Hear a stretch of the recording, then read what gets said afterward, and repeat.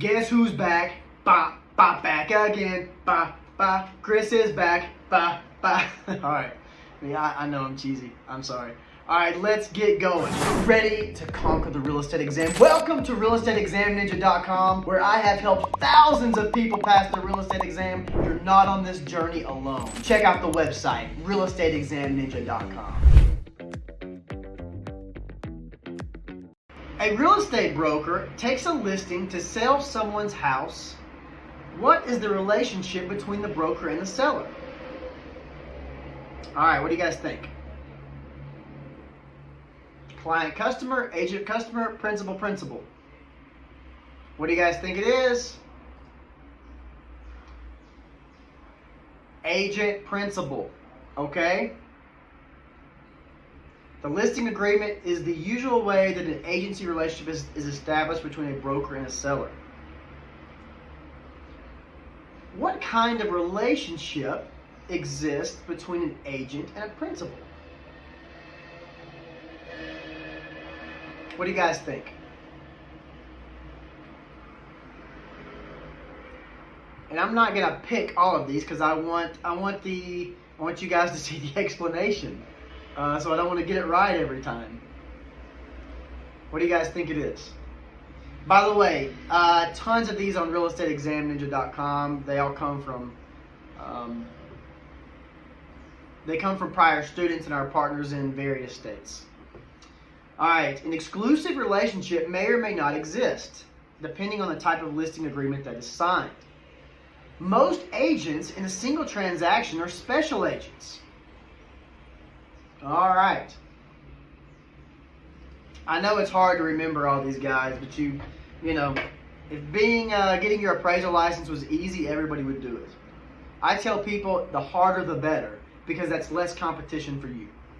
A real estate broker generally acts as what type of agent? What do you guys think?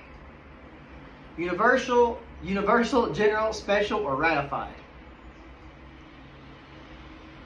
A special agent. A special agent, you usually handle one transaction rather than all universal. I know it's tough. You guys gotta, make. I hope you're making notes, or at least save this, so you can come back to it. A broker will earn a commission on the sale of a property, whether or not she was the procuring cause of the transaction under what type of listing agreement. Okay.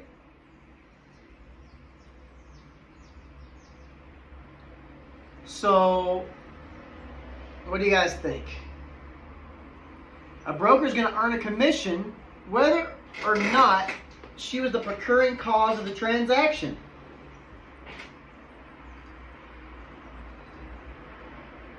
An exclusive right to sell listing. Multiple listing does not exist. In an open listing and the exclusive agency listing, the broker gets paid only if she finds a buyer and makes the sale happen. Okay. Your seller needs to sell his property quickly to take a job in another city. What do you do with this information? Do you guys think you should tell buyers this? Like, oh, the seller has to sell right now. Do you think that's in your client's best interest? Probably not. So what do you think? You got to keep it confidential. Who are you working for, right? Okay. To whom does an agent always owe fiduciary responsibility? Okay. What do you guys think? The buyer, the seller, what do you guys think? Customer, principal. Pick one. Pick one. I'm picking one at random. The principal is always the one who you have the relationship with. Okay? That's who has signed with you. Accounting requires monthly expense statement, conversion of funds, commingling of funds, no commingling of funds. Alright, this is 101. You probably learned this in high school. I'm going to pick a random one.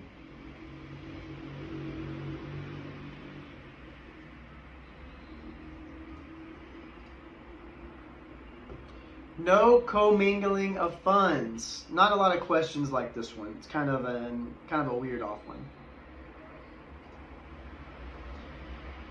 An agent representing both a client and a customer would be practicing what?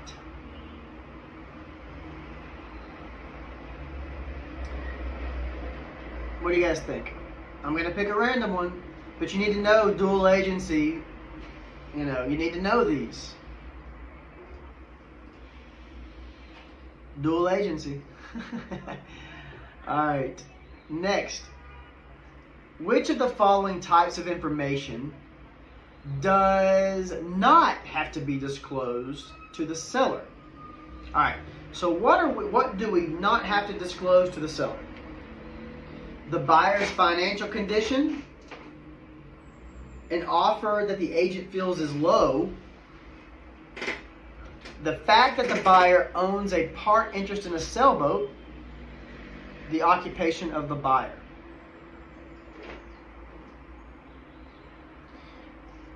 Which of the following types of does not have to be disclosed to the seller?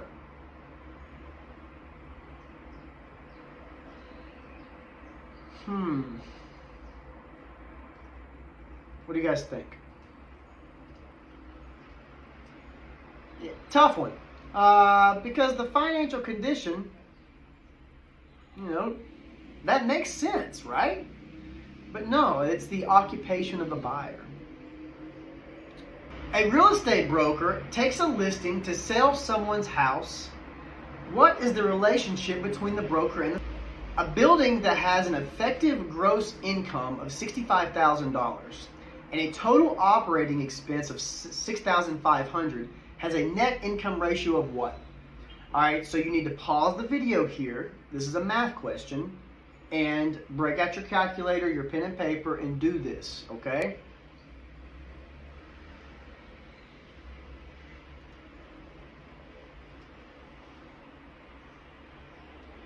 The answer is 0.90. Okay? So we take the gross income, we subtract the operating expenses, and we divide that into 65,000. It's 0.9. Impossible for you guys to be getting this if you're not getting out a pen and paper. You can't do it. The type of loan that provides for interest-only payments. Oof. A lot of people are getting, spanked on these types of loans right now. It's called a what? Interest only. What do you guys think? Term loan, graduated, amortized, or a wraparound loan. Interest only payments. A term loan is a loan from a bank for a specific amount that has a specified repayment schedule or a fixed floating interest rate. How much interest would a $6,000 loan earn in 5 years at 10% simple interest? Gotta have a pen and paper. Pause it and let's look at the math.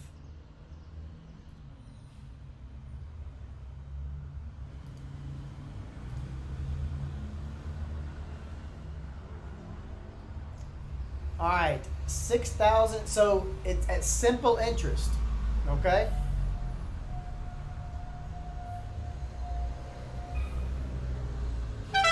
Does that make sense to you guys?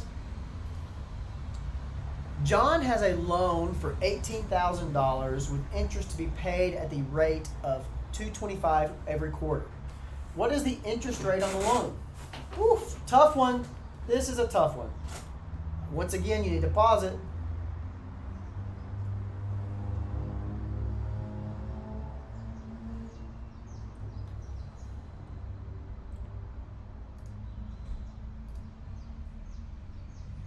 %. And how do we get that math? All right, so $225 every quarter, there's 4 quarters. So times 4, we have $900 per year. So we take 900 and we divide it by 18,000, and that gets 5%. Does that make sense? I hope so. Let me know in the comments if this is an issue, and I can do another one of these. How much money must be loaned to receive $15,000 if the money is loaned for 5 years at 12% interest? What do you guys think? Again, math, math, math. Pause, pause, pause.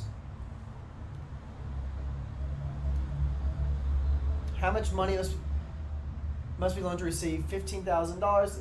Okay. What do you guys think?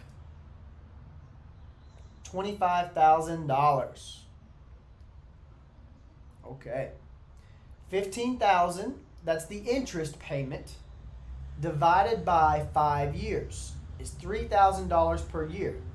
We take that $3,000 and we divide it by 12% for $25,000 loan amount. That's a tough one. I'm not gonna lie to you and say it's easy. It's tough. All right.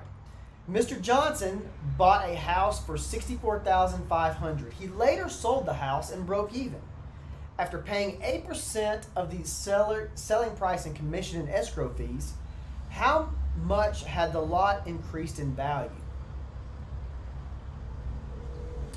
All right, so we're breaking even after commission. The commission is 8%. How do we back into that?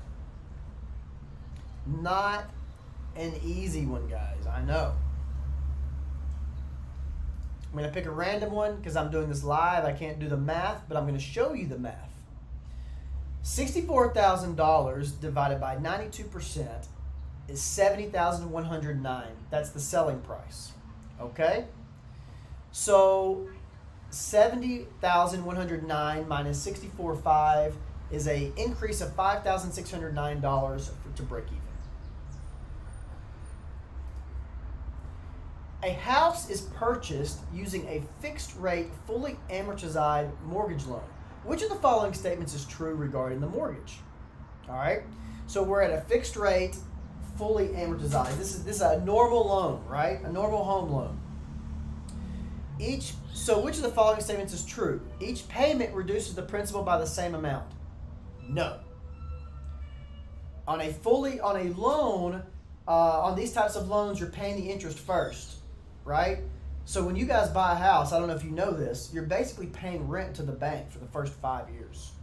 All right, next, the principal amount in each payment is greater than the interest amount. No, I just told you why that's not. A balloon payment will be made at the end of the loan. No, that's a completely different kind of loan. Each payment remains the same. Does that make sense? Correct. No explanation needed. All right, guys. Hope this was helpful. See you on the next video.